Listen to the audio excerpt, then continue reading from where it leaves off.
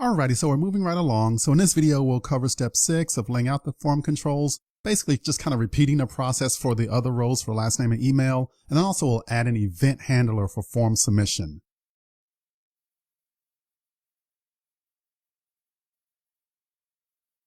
Alrighty, so let's kind of do more of the same. So back in our checkout component.html, and we'll just do a little copy paste on some of the rows here.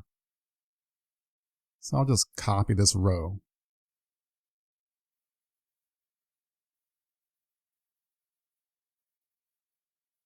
And then I'll just move down and I'll paste it 2 times. So we already have first name, that's in place. And now we'll make use of last name. All right, so the second one here is last name. Be sure to update the form control to say last name.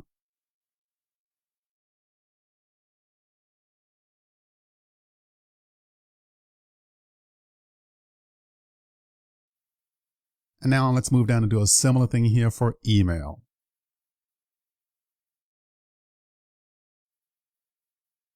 All right, so that's our email row.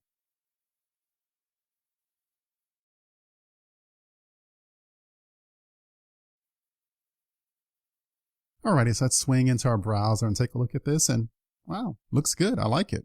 So we have our customer grouping here, and we have first name, last name, and email. So this is great. Okay, one thing to notice here is that our purchase button doesn't really do anything. We don't have any event handling on it yet. We'll fix that right now. So that's step 7 of adding an event handler for form submission.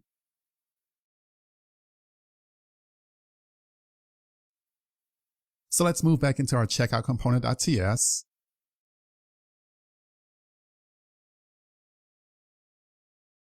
And let's create a method on submit.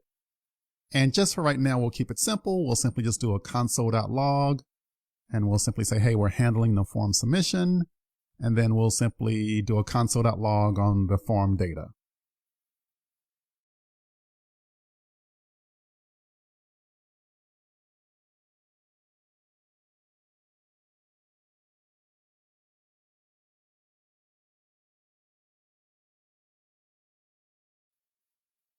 So I'll say, hey, get the form group for customer, and let's get the actual value for that one, and that's the information that we'll log.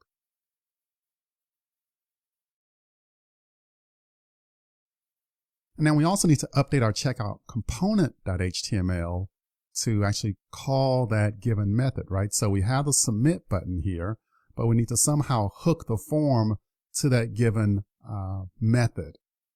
So for our form up top, we have ng submit. So for the ng Angular submit event, then we'll call our method on submit. So our method name really could be anything, but in our example, we called it on submit. And so that'll call the on submit from our actual component.ts file. Alrighty, so let's swing over and let's test this out in our browser. So I will open up our dev tools so we can see the console logs.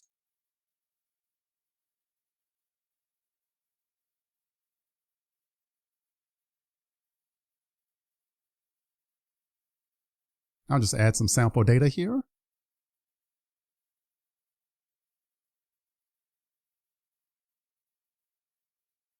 And then I'll hit purchase. And all right, so looking here at the bottom, it says handling the submit button, and we see the actual form data as JSON. Email, first name, last name. Looks good. I like it.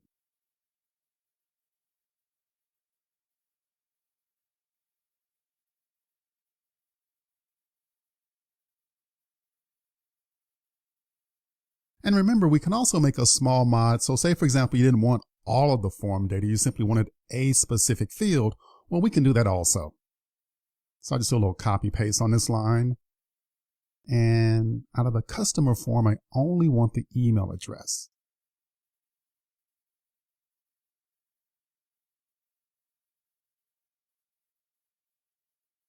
I'll just add a little descriptive string up front. The email address is. Now let's swing back over to our browser.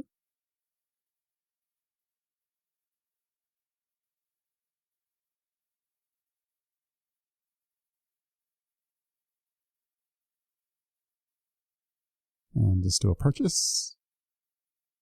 And great. So that's our new piece of information there. The email address is john@test.com. Okay, great. We have the basics in place here for doing form handling. Now it's just more of the same of building out our form, adding all the different groups and sections, and then we'll do all the form processing in some upcoming videos.